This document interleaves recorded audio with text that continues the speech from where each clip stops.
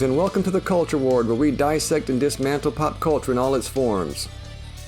Last year, the iconic media company known as Warner Bros. Discovery went on the auction block, with Netflix seemingly set to take over the film and streaming divisions of the company. However, Paramount Skydance swooped in and began a bidding war with Netflix, eventually offering a staggering sum of money for the acquisition of Warner Bros. In its entirety. Earlier this month, Netflix withdrew from the bidding, clearing the way for the sale to Paramount. Now, is this good news, bad news, or just news? Well, it's definitely not good news, and may actually hint at something more sinister than just your run-of-the-mill corporate consolidation woes. Join us as we discuss the pending merger of two of Hollywood's biggest media companies. But first, please take a second to hit that subscribe button and help us grow the channel. As always, it really means a lot to us. And don't forget to like and share the video if you enjoy the content. Now, without further ado, let's get into it. Warner Brothers is one of the oldest names in American film history, founded by Sam Warner and his brothers Harry, Albert, and Jack. Born into a poor family, they began in the Nickelodeon era around 1903 and 04 by showing films in traveling exhibitions and small theaters in Pennsylvania and Ohio. In 1910, the brothers founded Warner Features Company in Newcastle, Pennsylvania.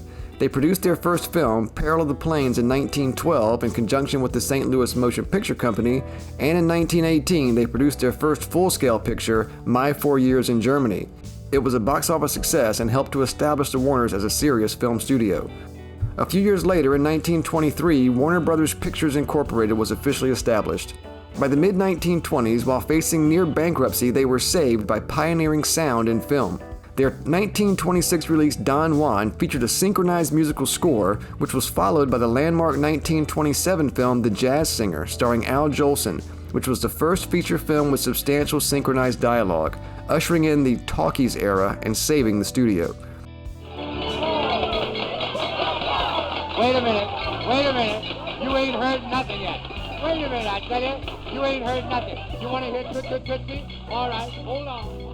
This innovation propelled Warner Bros. Into major status, with early hits including the first all-talking picture, Lights of New York, in 1928, followed by the first all-color talkie, On with the Show, in 1929. In the 1930s, Warner Bros. Became known for gritty, socially conscious films, gangster classics like Little Caesar and The Public Enemy, starring Edward G. Robinson and James Cagney, musicals with Busby Berkeley, and socially relevant dramas. They also launched the iconic Looney Tunes and Merry Melodies cartoons in 1930, later introducing Bugs Bunny, Daffy Duck, and others that became cultural landmarks. Now beat that, Foreman! But I'll try. The 1940s brought wartime morale films and timeless masterpieces like Casablanca and The Maltese Falcon. Post-war, the studio adapted to television, producing early hits like Cheyenne in 1955 and entering the medium aggressively.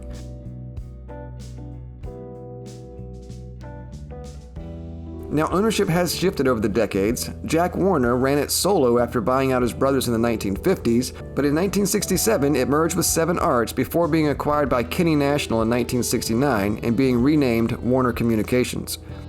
Then in 1990, there was a historic and transformative merger with Time Incorporated, creating the media powerhouse Time Warner, the world's largest media company at the time.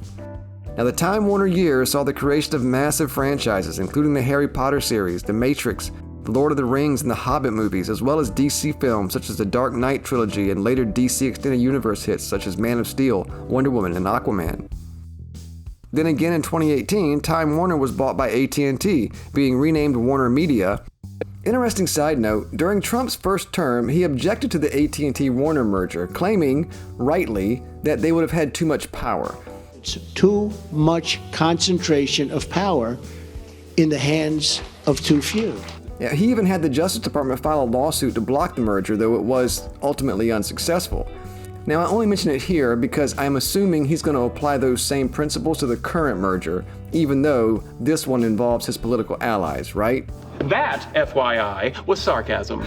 This merger saw the creation of the HBO Max streaming service, but after only a few years, notably made financially difficult by a certain global health crisis of unfathomable provenance, AT&T sold Warner Media to Discovery Incorporated in 2022, forming Warner Bros. Discovery under CEO David Zaslav. Now, by 2025, facing streaming wars, a mountain of debt, and industry upheaval, Warner Bros. Discovery explored separation into streaming studios and linear networks businesses. And this sparked the dramatic bidding war we have just witnessed play out. Netflix had agreed in December 2025 to acquire the studios and streaming assets for about $83 billion. A ridiculous price, incidentally, considering Warner Bros. Holds more than $30 billion worth of debt and hasn't really blown the world away at the box office in recent years. But Paramount Skydance launched competing and hostile bids for the entire company, escalating through late 2025 and early 26. After multiple rounds, Paramount's revised $31 per share all-cash offer, valuing the deal around $110 to $111 billion, was deemed superior in February. Netflix declined to match the bid and withdrew, paving the way for Paramount Skydance to acquire Warner Bros. Discovery. The deal, announced just 2 weeks ago, awaits shareholder approval and regulatory clearance and is expected to close in the third quarter of this year, creating one of the largest media empires ever. And that's important. A merger this big would not only consolidate two of the largest film studios into one giant studio, but also bring dozens of other entertainment and media assets under a single roof, including television networks like CBS, CNN, Nickelodeon, MTV, Comedy Central, BET, TBS, TNT, Discovery, HGTV, HBO and Cinemax, Cartoon Network, and Adult Swim, among others. It would give Paramount control over a vast collection of massive film and television franchises. They already have Star Trek, Mission Impossible, Top Gun, Transformers, SpongeBob SquarePants, and South Park. It means put a chick in the linguine and make her f***ing gay!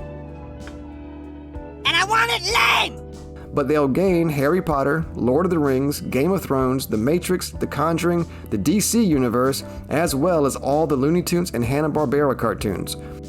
So what does this mean? Well, for starters, it'll mean further corporate consolidation, reducing competition and increasing the power and reach of a handful of mega conglomerates, which can only be bad for the entertainment industry. We have seen this kind of mass integration accelerate for the past few decades, first with the deregulation trend of the 1980s led by Ronald Reagan, which also emphasized reduced antitrust enforcement. Over the following years, most industries experienced massive consolidation, with a few giant companies owning, at least indirectly, nearly everything by this point. Now, particularly in the mass media industry, consolidation has been swift and thorough.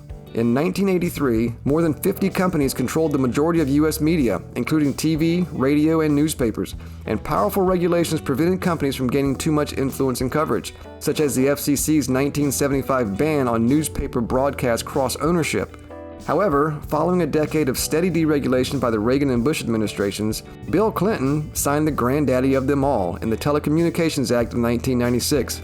This led to massive consolidation in media, with companies like Clear Channel amassing over 1,200 radio stations, newspaper companies shrinking to a fraction of its former number, and giant mergers such as the AOL Time Warner deal, GE and NBC Universal, Sony Columbia. By the mid-2000s, only 6 mega corporations controlled more than 90% of all American media: Disney, Time Warner, News Corp, Viacom, Comcast, and CBS. In the following years, News Corp split its assets, with Disney acquiring 20th Century Fox. Viacom first re-merged with CBS and then formed Paramount, and as previously discussed, Time Warner became Warner Media under AT&T and then became Warner Bros. Discovery when they were sold. In any event, in a media marketplace that was made up of dozens of companies in the 1980s, in the year 2026, at least March of this year, almost all mass media today is controlled by 5 giants: Disney, Comcast, Sony, Paramount, and Warner Bros. Discovery. And if this merger is approved, it will be only 4 companies. And we know from experience that increased consolidation and reduced competition is almost always bad for consumers. You know, us rabble that make up 99% of the population.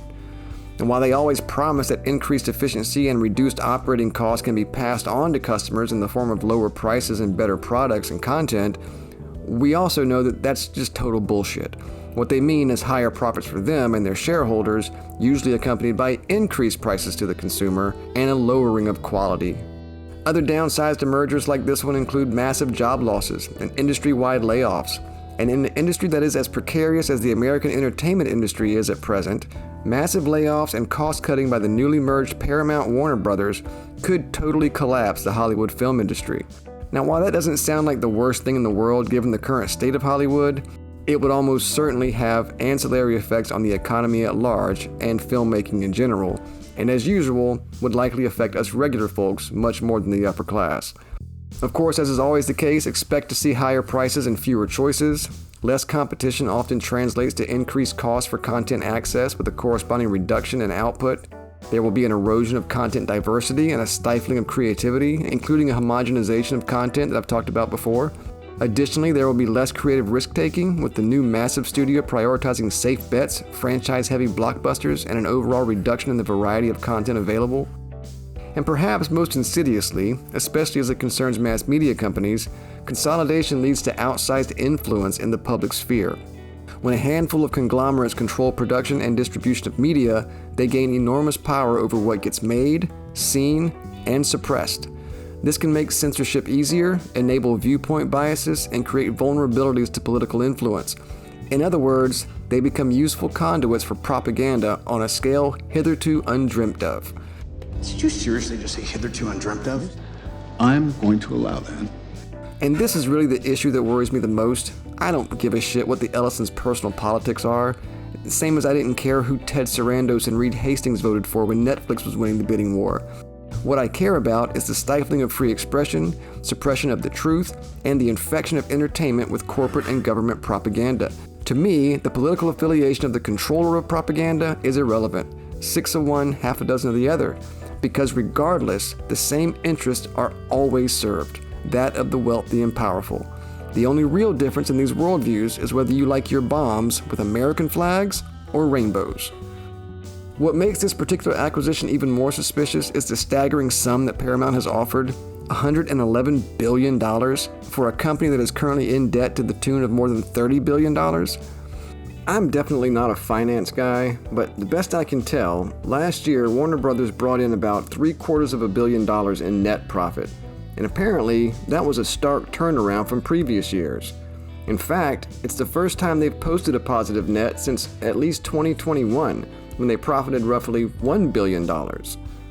I mean, while 2025 did actually see some box office success for Warner Brothers, most notably with the Minecraft movie, Sinners, The Conjuring, a couple of others, in the past 5 years, only 10 to 15 movies actually turned a clear profit out of 50 to 60 major releases. That's not a great balance sheet. Now granted, there are some valuable IPs, including Harry Potter, which is currently in production for an ongoing series on HBO to premiere next year, but most of those valuable IPs are kind of limited in potential. In an era of superhero fatigue, DC movies have been seriously struggling lately, with no end in sight. The Lord of the Rings has already been made into the greatest film trilogy of all time, and remaking those films would likely be a huge mistake, artistically as well as financially, and otherwise much of the lore that surrounds The Lord of the Rings is owned by Amazon. Game of Thrones is kind of stuck in limbo, waiting on George R.R. Martin to finish writing a book he's been working on for years. So what else is there? What is there that's worth $111 billion? I don't know. I guess I'm skeptical. Anyway, these are just some of the reasons that this merger is bad news and should be blocked, either by the shareholders, if only for selfish financial reasons, or by the government for democratic and antitrust reasons. Of course, I'm less confident in our government doing the right thing than I am a group of wealthy investors making selfish decisions, but I'm also cynical enough to assume that the kind of people who make up the majority of stockholders of companies like Paramount are the same people that would happily sacrifice some temporary profit for an increase in power and the acquisition of the machinery to carry out mass propaganda. In other words, I think this merger is going through one way or another, and I don't think we've seen the last such mega merger in Hollywood or elsewhere. So, what most people who address this issue talk about is who would have been better to acquire Warner Brothers, Netflix or Paramount. And while I understand the pros and cons of each, I myself straddle the fence. I don't think either one of them should have it. While Netflix is a smaller company and wouldn't gain quite the outsized influence that Paramount would, they would also likely cause great damage to the traditional distribution model, with cinematic releases deprioritized, and some of their political messaging is annoying and troubling. On the other hand, besides amassing an enormous market share of media assets, Paramount also worries me with their relationship with certain foreign entities, not naming any names, and the fact that they are also already in debt, paying more than Warner Brothers is worth to acquire even more debt, which makes me extremely suspicious of their motives. And frankly, some of their political messaging is annoying and troubling. The bottom line is that this merger shouldn't happen, regardless of the buyer. the continued consolidation of corporate America into a handful of mega conglomerates, and ownership of those mega conglomerates in the hands of an even smaller handful of uber-wealthy shareholder collectives is just bad for America. It's like we're heading toward a new Gilded Age, which will likely only end with the collapse of the economy and the destabilization of our society. In other words, what I see with this merger, and the many others that are sure to follow, is dystopia, incoming in 3, 2, 1. Welcome to Costco. I love you. Welcome to Costco. I love you. Welcome to Costco. I love you. What do you think? Are you concerned with the merger of Paramount and Warner Brothers into one of the largest media companies in history? Why or why not? Join the conversation in the comments below. As always, thank you so much for watching. Please like and subscribe if you enjoyed the video. Bye for now. We hope to see you next time in the Culture Ward.